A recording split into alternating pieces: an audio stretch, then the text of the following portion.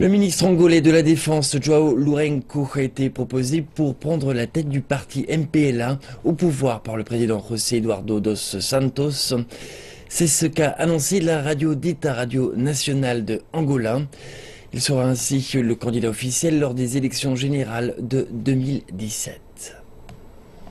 Lourenço devrait être officiellement adoubé samedi lors des célébrations du 60e anniversaire du parti, si tout se passe selon les plans et que Eduardo dos Santos quitte effectivement le pouvoir. Sous sa direction, l'Angola a perfectionné son rôle de kleptocratie africaine. Les membres de sa famille sont extrêmement riches et je pense que leur emprise sur l'économie angolaise est totale. Son parti contrôle la politique dans ce pays et je ne pense pas que son départ permettra nécessairement un changement de conditions en Angola.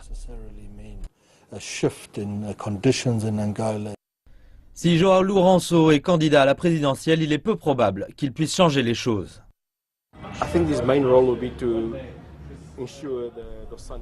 Je pense que son rôle sera de s'assurer de la postérité de Dos Santos, parce qu'il a l'armée derrière lui.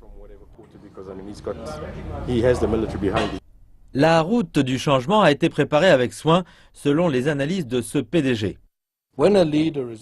Quand un dirigeant est capable de dire avec confiance « je vais me retirer », cela veut dire qu'il a confiance dans le fait que le système et l'établissement qui l'ont porté au pouvoir sont très solides et que rien ne va changer après son départ.